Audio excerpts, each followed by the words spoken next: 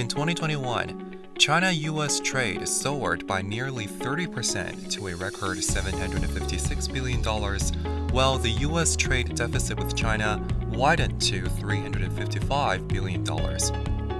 Behind the numbers, how are China-US economic ties? Tang Yao, an associate professor at the Guanghua School of Management of Peking University, stressed China's capability to fill the U.S. demand for goods while seeing a stalemate in trade relations.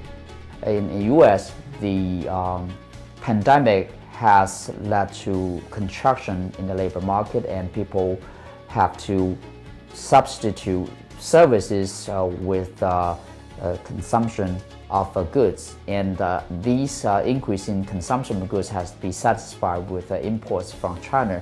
And China is ready to fill that excess demand from the U.S. because we do have a very well-functioning manufacturing sector after the pandemic. After Joe Biden took office in the United States, we haven't seen a notable change in the economic relation between the two countries. The U.S. unfortunately had this mindset that China needs to compromise or offer the U.S. more economic benefits before they want to restore normal trade relation between the two countries. And of course, from the Chinese standpoint of view, the trade restrictions imposed by Donald Trump was not appropriate in the first place. So we are not ready to accommodate their unjustified demands. So therefore, we are seeing a stalemate. And on the top of this, because Joe Biden is facing a lot of challenges in many issues, such as the political tension in Europe and high inflation in the United States and the midterm election, and his Build Back Better fiscal package, he's probably not having attention available to deal with the trade relation. Some predicted that the trade war between China and the U.S. might be long-term technology competition instead of tariff measures.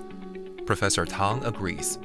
I certainly believe that view reflects a big part of the reality.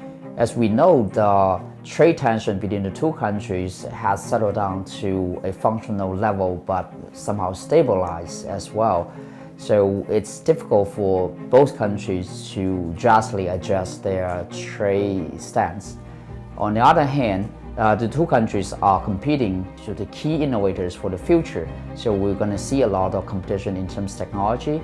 And unfortunately, you will see the US is also using regulations on FDI, on technology, and also on personal exchanges to limit the innovation activities in China as well. So in the future, we would see more competition besides just the trade area. Prices are rising in many parts of the world, especially in the US. If major economies dramatically alter their monetary policies, global economic and financial stability will be facing serious challenges. Why is the inflation in the US so high? Which countries are at risk of the spillover effect? I think there are three main reasons. Number one, there has been a shortage of labor supply in the labor market in the United States.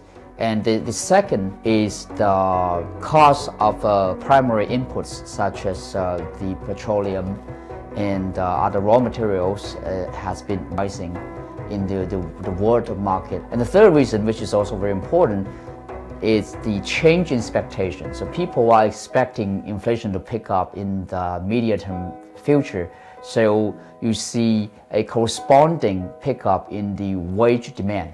This translates into high wage growth, and if that high wage growth is reinforcing the price rise, and then we could see the economy move into a high inflation equilibrium, and that can be sustained for a period of time.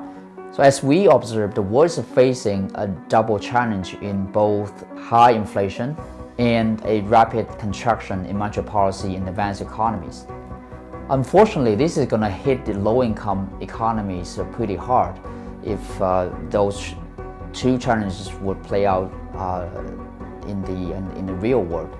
Number one, for people in the low-income country, they are the most vulnerable to high inflation because they have little to hedge against inflation.